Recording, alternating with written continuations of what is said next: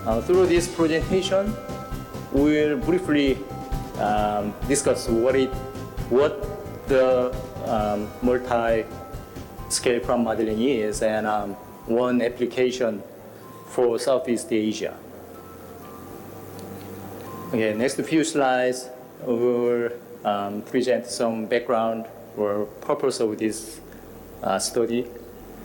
Okay, Southeast Asia is one of the regions deemed particularly vulnerable in climate change, and also it's already being affected by climate change. And in this region, rice is a really important staple crop, especially for approximately 557 million people. And some researchers said the adverse impacts of climate change on rice production systems have been increasing. And there are numerous crop modeling studies. So in this morning, the keynote speakers briefly introduced their crop modeling studies. And especially for this Asian country, so we have lots of the case studies for climate change impacts on rice production. Okay, we may simply divide that crop models into two: as global or regional scale crop model, and the other one is field scale crop models. In the global and regional scale crop models, these are some popular for the model. These models for really suitable for simulation for the large regions, but typically this model do not provide detailed measurement information that can be assessed for potential adaptation strategies to reduce the adverse impacts of climate change. Unlike this large-scale model, using this field-scale model, such as Strategles and Horizon 2000, also this model can be used for large region, simply some aggregation approach, simply aggregating simulation result for each grid cell. However, for the simulation of this model, we need very detailed input data set, such as detailed planting and harvest date, and cultivars, fertilizer measurement techniques, and soil properties. But these detailed information are not always available for the run the model. That's some problem for this model to simulate really large regions. And there are diverse needs in various stakeholders. While farmers may be more interested in agricultural measurement practices at the field level, the governmental departments are more likely to be interested in national policy and planning. So based on this background, we started to think, what if we combine some advantages from each model, each scale model, to meet some this diversity? That's why we introduce or propose this multi-scale crop modeling. So basic idea is how we can combine the advantages of each scale model. Okay. So for this study, we apply this approach to assess the impacts of climate change on rice yields in Southeast Asia, and to make recommendations for national and farmer level adaptation strategies appropriate to different stakeholders. Okay, next few slides we discuss how we set up the experiment and how we apply the multi-scale crop modeling approach. Okay, this is some general research strategy. Okay, so this is the climate information, climate change scenario data set, we used the Cordex. In the later, we'll briefly discuss this Cordex data set too. And using these two scale models, gram rice and silage rice, we developed some national level adaptation and farmers level adaptation. So if we look at more detailed about the multi-stage research approach, so using gram rice model, we identify a country with the most reduction rice yield and assessed adaptation strategy for the country and identified the most efficacious adaptation strategy. So for the country, we investigate further the spatial distribution of the effects of the adaptation. Based on this,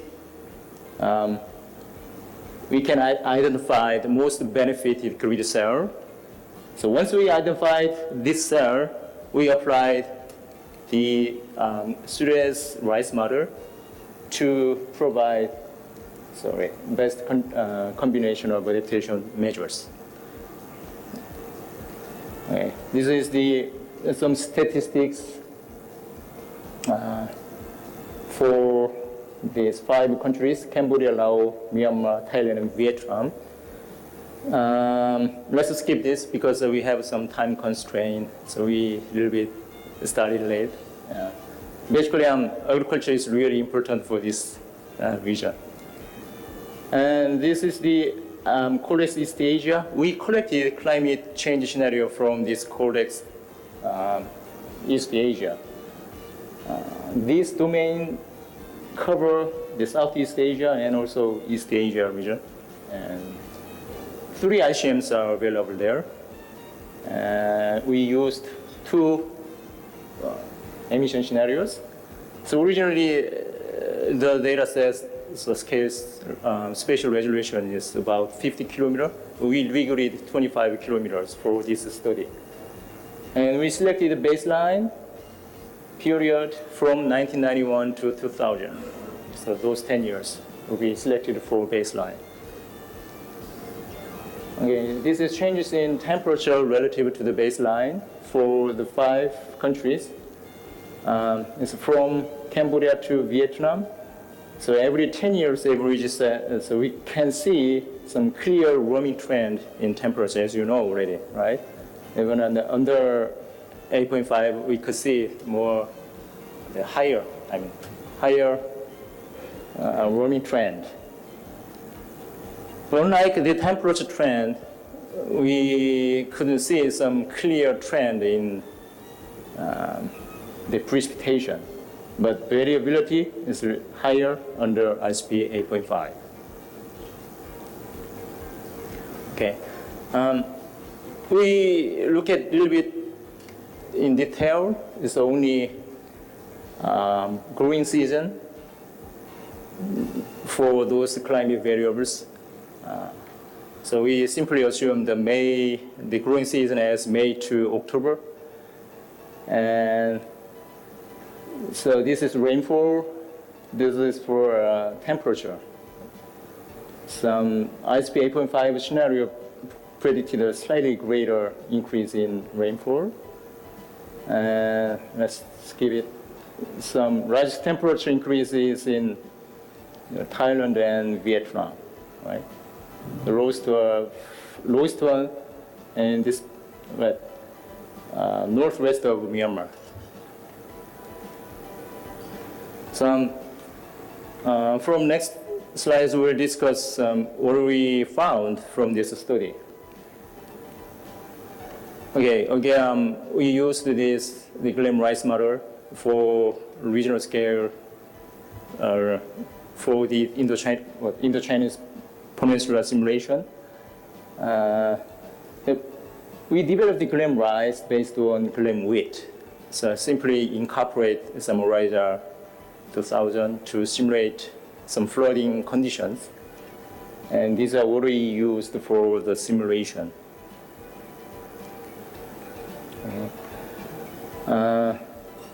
This is the observation of yield is Cambodia, the Vietnam here. The Cambodia is lowest countries in terms of rice yield.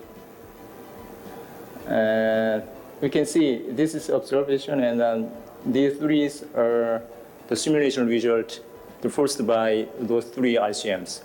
So we may say the simulation will capture the observations. Okay, from next slide, we'll follow the step-by-step this multi-stage research approach. Okay, the first, using grain rice, we identify a country with the most reduced rice yield, but we already know which country is the country. But anyway, this is the whole simulation result. Rice yield change relative to the baseline period. 2040s, 2080s, RCP 4.5, RCP 8.5 here. The green is, I think, negative number. The red is positive numbers. Okay.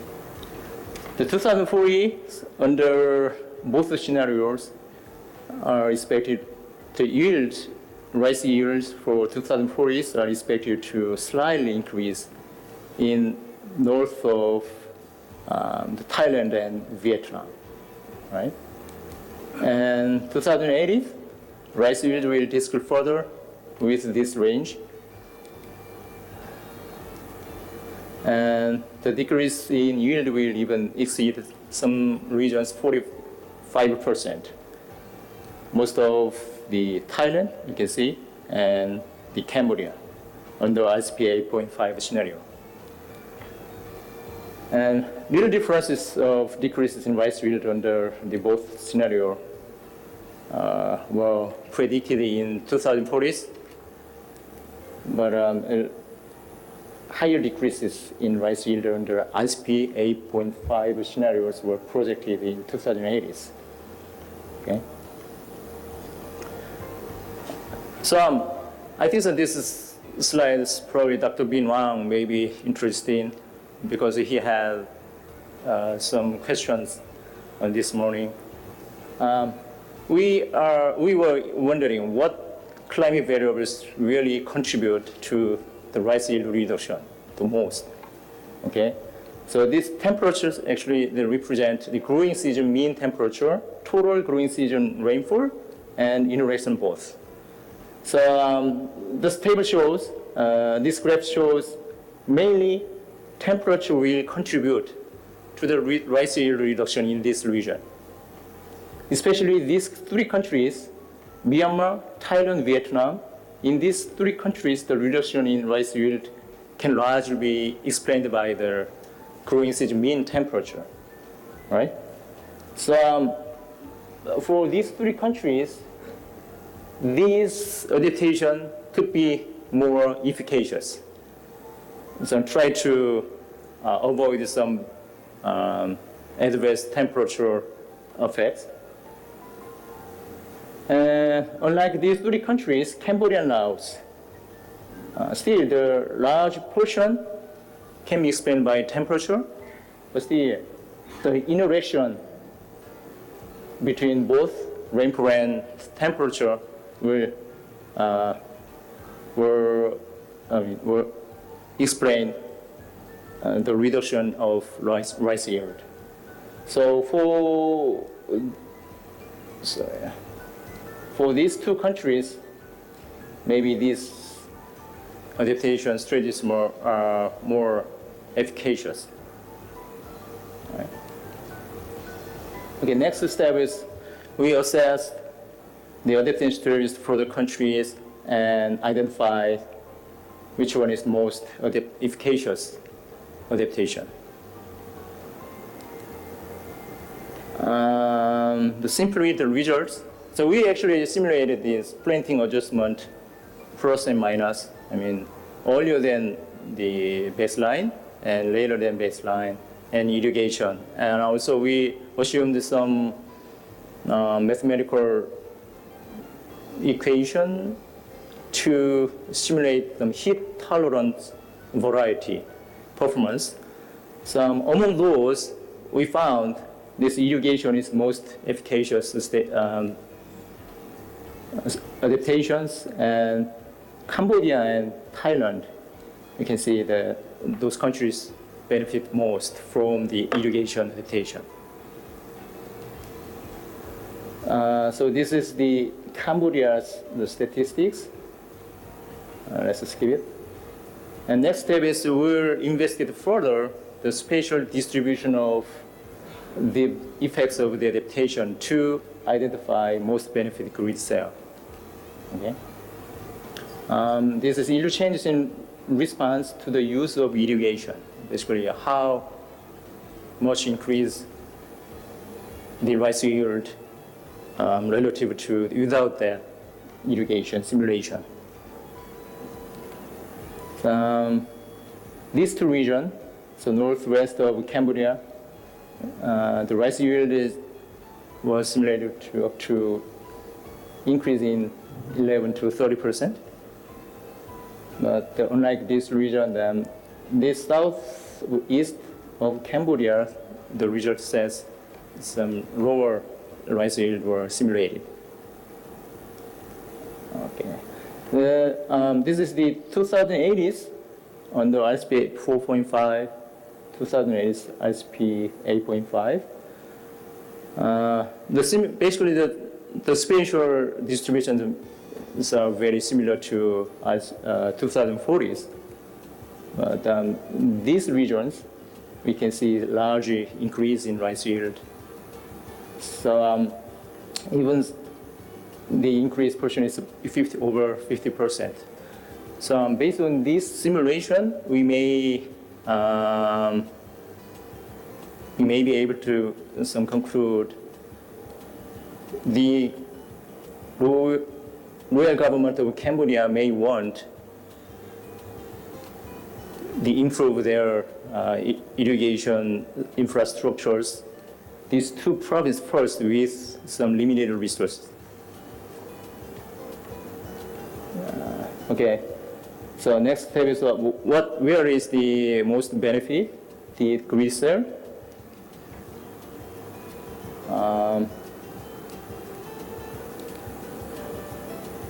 Obviously, this cell is the most benefit from the irrigation adaptation, right? So for that cell, we applied the strategic rice model to simulate various agricultural management practices to identify or provide the best combination of adaptation measures. So for that, we conducted this case study.